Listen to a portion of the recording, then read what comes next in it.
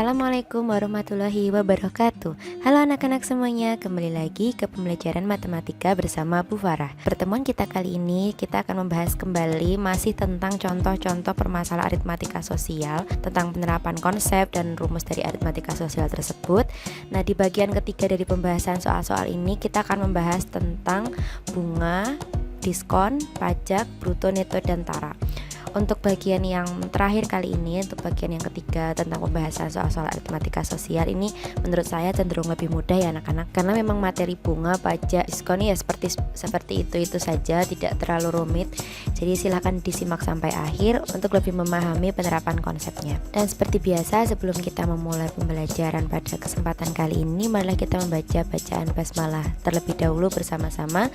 Bismillahirrahmanirrahim. Langsung saja kita masuk ke videonya. Yang pertama saya akan bahas adalah tentang diskon dan harga berat barang. Nah, jadi di sini kita akan membahas tentang cara mencari harga suatu barang yang sudah didiskon, kemudian mencari harga barang yang diketahui berat, isi maupun bungkusnya, yaitu bruto, neto, dan tara. Oke, langsung saja kita masuk ke soal yang pertama tentang diskon. Pada soal yang pertama kali ini, Paman memperoleh diskon sebesar 8% dari pembelian sebuah motor Beat, ya ini maksudnya seharga 9.200.000. Paman memperbaiki motor menghabiskan 325.000, tapi dijual lagi dengan harga 9.660.000. Apakah paman untung atau rugi dan berapakah hasil yang didapatkannya? Perlu kalian pahami kalau misalnya saya mengatakan berapakah hasil yang didapatkannya, itu adalah keuntungan atau kerugiannya ya anak-anak. Jadi lain kali kalau misalkan kalian ditanya berapa hasilnya, bukan harga jualnya ya, tapi hasil itu adalah apakah dia untung ataukah dia rugi, seperti itu. Nah, pertama kita perhatikan dulu apa yang diketahui pertama kali adalah barangnya itu didiskon sebesar 8% dari harga aslinya 9.200.000 seperti yang bisa kalian lihat di sini. Nah, kemudian dia itu memperbaiki motornya menghabiskan 325.000. Jadi setelah keluar 9.200.000 yang sudah didiskon 8%, masih keluar uang lagi 325 untuk memperbaiki motornya. Nah, setelah itu dia jual lagi dengan harga 9.660.000. Berarti harga motor saat dibeli setelah didiskon masih diperbaiki lagi itu sebagai harga modal. Kemudian dijual lagi sebagai harga jual. Oke, untuk mencari itu semua kita harus total dulu dia tuh modalnya berapa. Sekarang kita hitung dulu setelah didiskon itu 9.200.000 didiskon 8% berapa. Untuk mencari berapa banyak diskon yang didapatkan oleh paman, kita bisa menggunakan cara ini. Banyaknya diskon adalah sama dengan persentase diskon dikali harga aslinya. Persentase diskon ya ini tadi 8%. Nah, harga aslinya ya seperti yang sudah kalian lihat, harga aslinya 9.200.000. Kita kalikan 8% dikali 9.200.000. Kemudian kalian juga harus ingat-ingat bahwa 8% itu nggak bisa langsung kalian kalikan 8 dikali 92, itu nggak bisa ya, karena 8% itu adalah bentuk aslinya dari 8/100. Oke, jadi 8% kalian ubah dulu menjadi 8/100 dikali harga aslinya tadi 9.200.000. Seperti yang sudah pernah saya bilang, kalau seperti ini bisa kalian coret-coret terlebih dahulu yang ada di bawah dan yang ada di atas ini. Nah, di sini kan ada 2 nol. Ya udah kita coret dulu 2 nol di bawah. Coret, satu lagi, coret. Nah, kemudian di sini kan sisanya tinggal 1.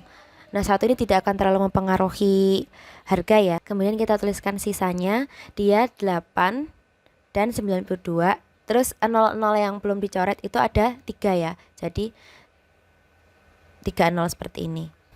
Nah, untuk menyelesaikan soal ini kalian kalikan aja yang angkanya enggak 0 dulu. Jadi 8 dulu dikalikan sama 92 sehingga menghasilkan 736.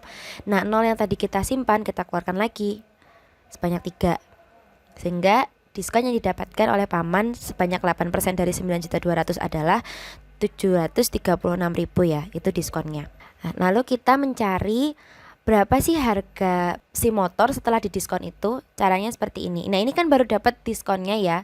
Berarti kan ini bukan harga motornya tapi banyaknya diskon yang didapatkan oleh si paman. Nah, berarti harga asli motornya menggunakan rumus ini.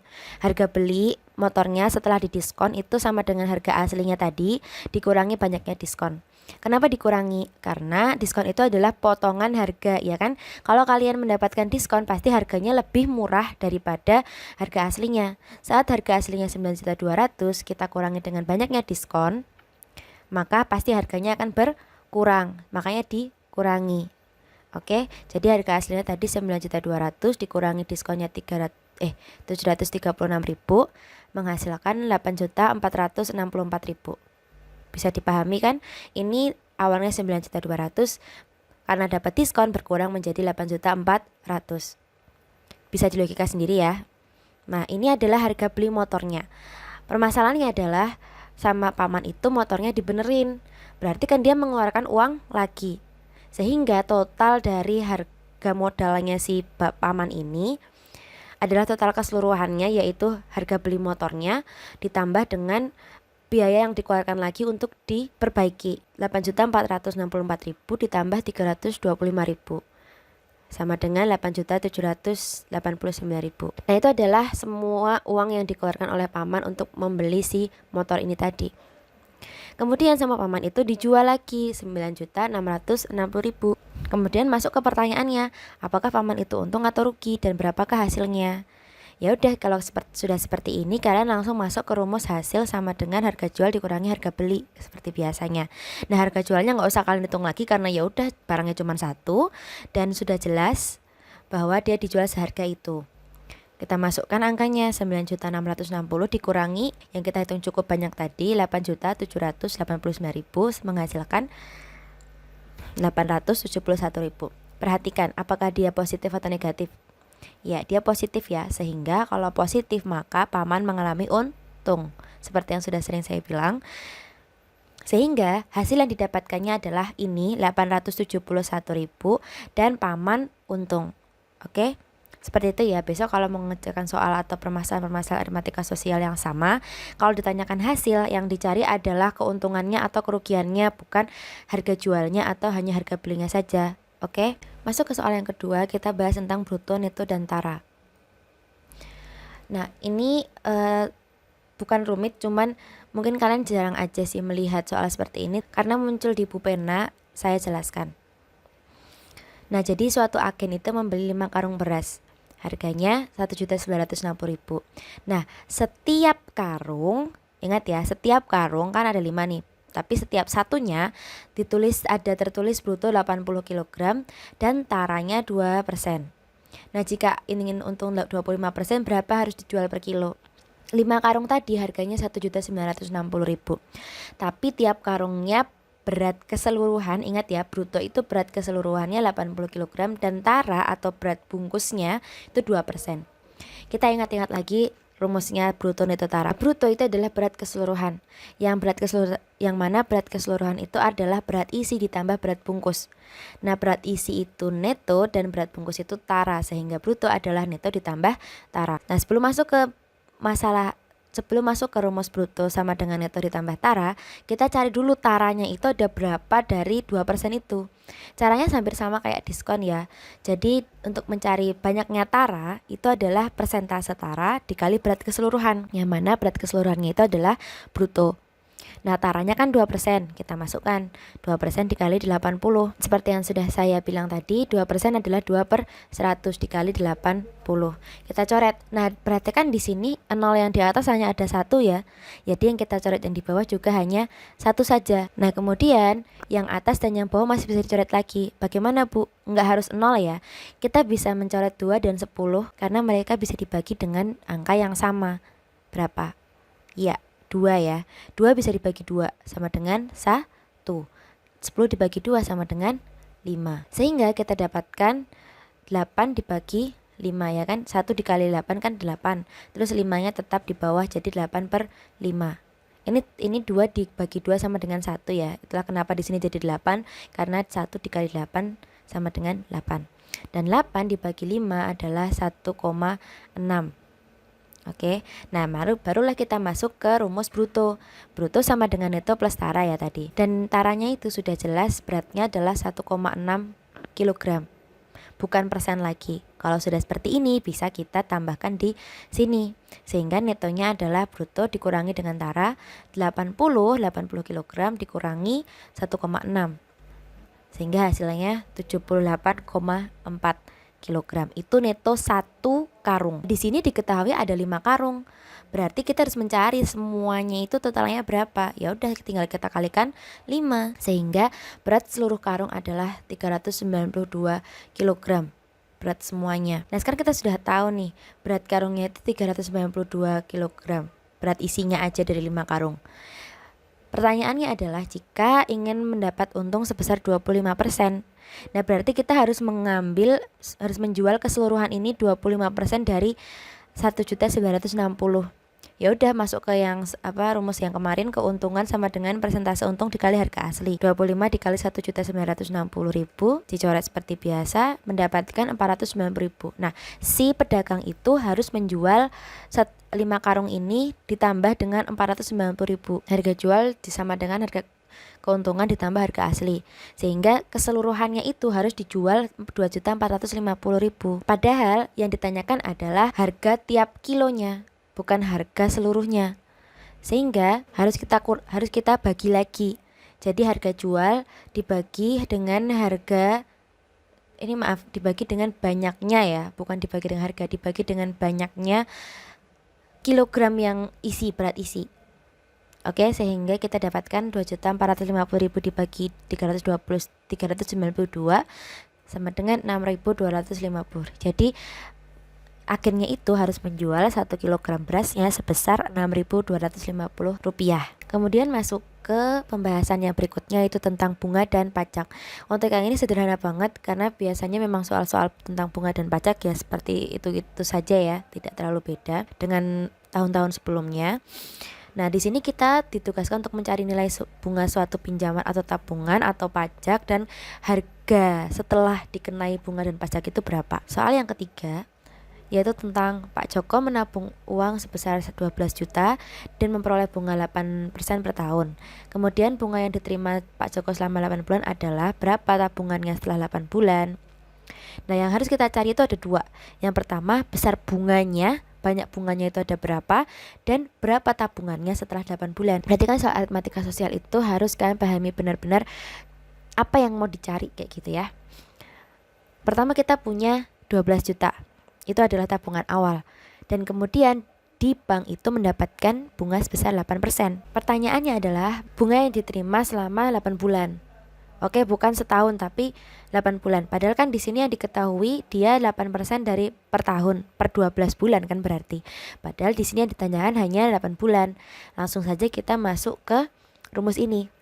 Banyak bunga sama dengan lama bulan menabung per 12 dikali persen bunga per 100 kali tabungan awal. Nah, lama bulan menabung ini harus bentuknya bulan, jangan tahun.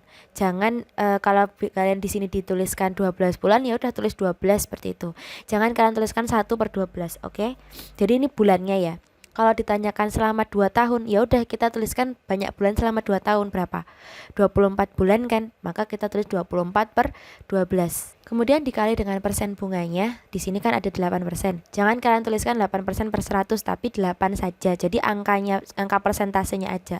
Di sini persen bunganya ada 8. Nah, ini baru per 100. Karena di sini maksudnya itu adalah persentase bunga atau 8%. Nah, ini saya tuliskan langsung per 100 biar mudah saja. Dikalikan dengan tabungan awal yang sudah kita ketahui dari awal tadi. Kita masukkan angka-angkanya. Pertama, lama bulan per 12, lama bulannya kan tadi ada 8 bulan yang ditanyakan. Dikali persentase bunganya atau persen bunganya itu adalah 8%, yaitu 8 per 100. Dikali dengan tabungan awal, ya sudah diketahui 12 juta. Kalau sudah seperti ini, saya sarankan kalian untuk mencoret-coret biar lebih gampang yang atas sama yang bawah. Pertama saya akan mencoret yang 00 dulu. Di sini ada 2 0 di bawah dan banyak 0 di atas, ada 6. Jadi kita bisa coret 2 0 seperti ini. Kemudian perhatikan bahwa di sini ada 2 angka yang sama persis, yang atas dan di bawah ini bisa kita coret. 12 sama 12. Gak usah diperdulikan dulu yang 00 di belakangnya ini, kita simpan dulu aja. Ini bisa kita coret sehingga menghasilkan angka 1. Jadi 12 dibagi 12 sama dengan 1. Sehingga sisanya mendapatkan 8 dikalikan dengan 8 dikalikan dengan 1. 1 tadi hasil dari 12 dibagi 12. Nah, 0 yang tadi kita simpan kita keluarkan. Ini ada berapa, sebanyak berapa? 4 ya, ada 4 0. Kita keluarkan 4 0-nya. Nah, sekarang kita kalikan 8 dikali 8 dikali 1 dulu. Yang 0 kita simpan lagi, menghasilkan 64. Dan 0 yang di belakangnya itu kita keluarkan, jadi 640.000. Itu baru bunganya saja. Pertanyaannya adalah banyaknya bunga, dan berapa besar tabungannya setelah 8 bulan. Nah, ini adalah bunga selama 8 bulan ya. Ini bunga selama 8 bulan. Jadi bisa kita langsung tambahkan ke tabungan di awal. Untuk mencari total tabungan, caranya adalah banyaknya bunga ini tadi ditambah dengan tabungan awal, yaitu 12 juta. Menghasilkan 12.640.000. Itu adalah total tabungannya Pak Joko. Maka pertanyaannya selesai. Besar bunganya ini, banyak tabungannya adalah ini. Masuk ke soal yang keempat. Amira membeli beberapa makanan di sebuah restoran dengan harga 154.000 dan dikenai PPN 5%. Berapakah uang yang harus dibayarkan Amira di kasir? Kalian jangan bingung PPN itu apa. PPN itu pasti tentang pajak. Karena PPN itu artinya pajak pertambahan nilai. Oke. Nah, kalau sudah seperti ini caranya sama persis kayak yang di sebelahnya ini, yang tentang yang tabungan. Jadi kita cari dulu banyaknya atau besar pajaknya itu berapa rupiah dengan cara persentase pajak dikali harga asli, dan kita langsung kalikan 5% dikali 154.000 sama dengan 7.700. Jadi besar pajaknya si Amira itu adalah 7.700 rupiah. Nah, yang harus dibayarkan Amira di kasir berapa? Perhatikan bahwa semua soal tentang tabungan, bunga tabungan atau bunga pinjaman atau pajak apapun itu pasti ditambah dengan harga aslinya. Oke, perhatikan ya, ini total tabungannya bunga ditambah dengan tabungan awal, yang ini harga asli ditambah harga pajaknya. Kalau diskon baru dikurang. Kenapa? Ya karena dia adalah potongan harga. Kalau ini adalah pertambahan harga seperti itu. Ya udah, tinggal kita masukkan aja tadi harga aslinya 154.000 ditambah 7.700 menghasilkan 161.700. Jadi harga setelah dipajak adalah bertambah. Yang ini juga tabungan setelah dikenai bunga itu bertambah. Oke. Sampai di sini bisa dipahami ya. Sederhana sekali kan yang terakhir ini, memang lebih sederhana daripada yang sebelum-sebelumnya karena yaitu tadi seperti yang sudah saya bilang. Oke, sampai di situ dulu pembahasan soal lanjutan dari aritmatika sosial. Semoga pembahasan saya ini membantu kalian dalam belajar dan membantu kalian dalam mengerjakan permasalahan-permasalahan aritmatika sosial. Saya berusaha semaksimal mungkin biar kalian tuh bisa belajar dengan baik. Kalau misalkan dengan video ini kalian kesulitan atau malah terlalu boros, ya silakan kalian baca buku baik-baik atau bertanya kepada saya melalui Japri, itu tidak masalah ya anak-anak. Jangan takut bertanya karena malu bertanya saat di jalan. Oke. Terima kasih karena sudah mendengarkan sampai akhir video kali ini. Semoga usahakan dalam belajar diberkahi oleh Allah Subhanahu wa taala. Sebelum kita mengakhiri pertemuan kita pada kali ini, mari kita membaca bacaan hamdalah terlebih dahulu bersama-sama. Alhamdulillahirabbil alamin. Sekali lagi terima kasih. Assalamualaikum warahmatullahi wabarakatuh.